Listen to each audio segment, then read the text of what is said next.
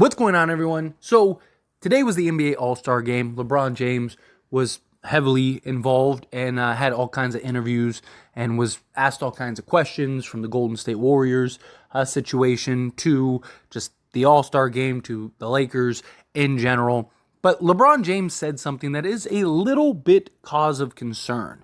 LeBron James says that treatment he will undergo on his left ankle this week will possibly keep him out of the lineup for the Lakers Warriors on Thursday after the All-Star break is over. So LeBron James has already had treatment.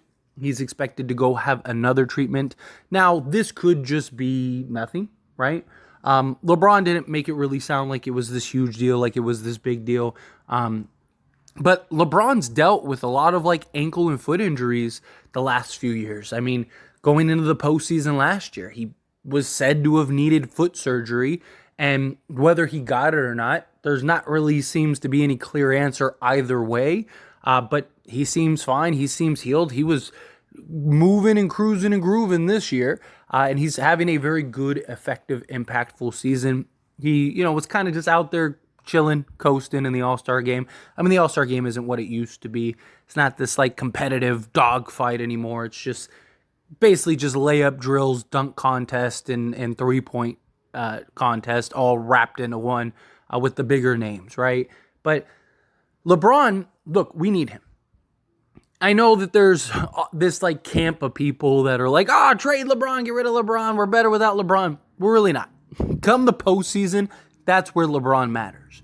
We need LeBron James because he is LeBron James, one of, if not the greatest players ever. He's still a top 15 player in the league at worst, and that's at 39, right? Year 21. LeBron James is extremely important and extremely impactful for this team and for our success going forward. Anthony Davis at this point is our best and most important player in my opinion, but LeBron James is right there. Right? And what he provides, especially come the postseason, if he's healthy, his ability to turn it on and close games down the stretch, which we've seen him do. His ability to close and as well as defend down the stretch, which we've seen him be able to do to lock in and focus, right? There's going to be moments in the postseason where we're going to need him to kind of turn back the clock a little bit for us in order to win a game or a series or something. And last year, LeBron wasn't able to do that because of the injury.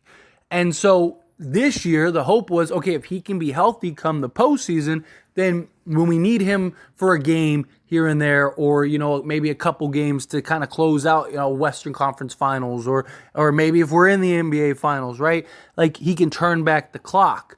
But if he's dealing with these injuries, that is definitely a cause of concern. Now, I don't think it's panic mode. I don't think it's anything that's oh no, the Lakers are in trouble, LeBron James is it sounded like it's just kind of this routine thing. It's just hey, he's kind of like how D'Lo had the tune-up, right? And since the tune-up, you've basically seen D'Lo really just be effective. He scored over 30 the first game and then dropped 17 assists the next game. So that's kind of my thoughts is okay, LeBron James, this is just him getting treatment, trying to keep his body right, trying to keep his ankle and his foot and everything correct and right. So that way he can kind of make that push for this back end of the season and then get into the postseason and we're off to the races. But does LeBron miss any significant time, even against the Warriors, even if it's just the Warriors game, right? Other guys got to step up. We have looked good without LeBron this year. In those games in which LeBron hasn't played, you've seen guys like Reeves and Rui and D'Lo, and hopefully now Spencer Dinwiddie. You've seen these guys step up in place of LeBron James. Something I've talked about.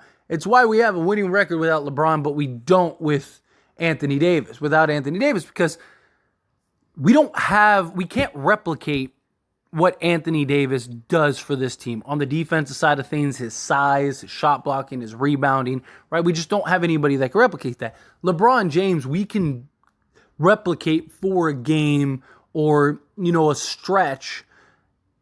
You can't replace, there's no replacing LeBron, right? His IQ, the way he impacts the game, his ability to just take over at any moment if need be, right? But what you can do is like his 25 points. Okay, well, Rui gives you 12 on most nights. Well, you see him go and give you 20 to 30, right? But let's say he just gives you 20. There's 8 more points. Then Reeves goes and gives you 20. Well, there's, and he's usually around, 15. Okay, well, there's another 5 points. D'Lo picks it up. He goes and gives you 25 as opposed to 17. Okay, well, there's, now you got another 8 points. So now you're at 21 points. And then everyone else kind of chips in and gives you an extra 4 or whatever. There's the points, right? Well, now Rui is playing power forward. So instead of him getting 2 or 3 rebounds, he's getting 6 rebounds. So there's 3 extra. Get my point? Like, you can kind of replicate it and fill in the gaps through committee, through everyone else on this team for a game or 2 or several. But just like last year, at this time, LeBron, he missed significant time.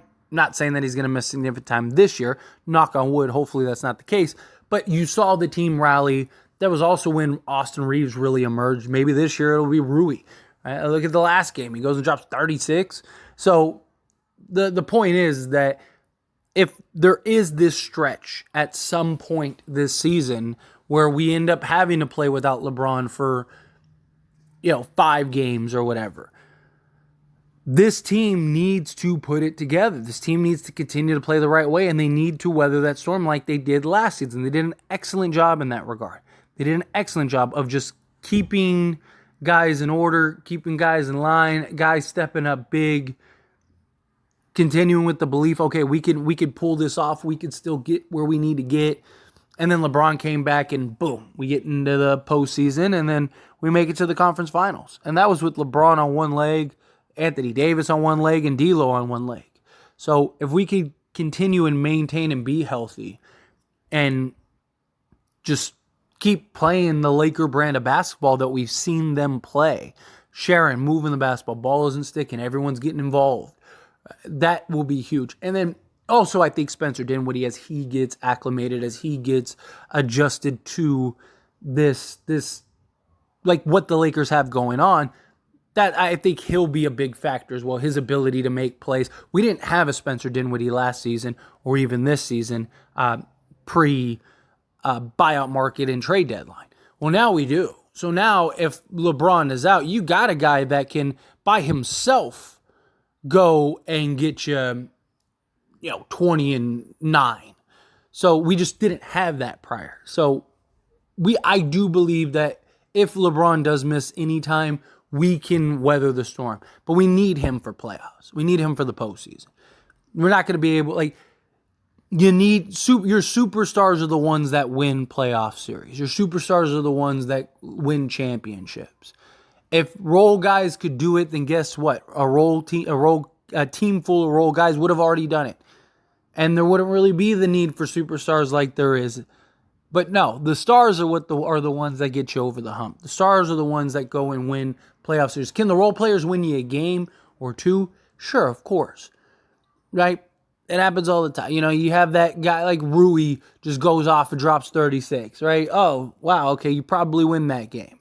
But it's the consistency and the impact and all the things that the stars provide. The difference between a star and a role player in a lot of ways is just the consistency and the level in which they're able to do it. Right? They're able to game in and game out go give you 20 to 30 points a game. And even their bad games are better than or on par with the good games of the role guys, right? So you need LeBron. His experience, his IQ, the way he approaches the game, the way he plays the game, the way that he can control the game. Can't control it like he used to, but he still can dictate and control a lot and just use his mind on that court. We're not a better team without LeBron James. We're just not. You need LeBron. And during the regular season, you can weather that. You can survive if he were to miss. And I'm not saying he will. I hope he doesn't. I hope I hope he plays the Warriors game. I imagine the Lakers and LeBron are going to proceed with caution because, LeBron's not 27 anymore, or even 29 for that matter, right? He's 39. So I do imagine that they proceed with caution. I could see LeBron sitting out for the Warriors game.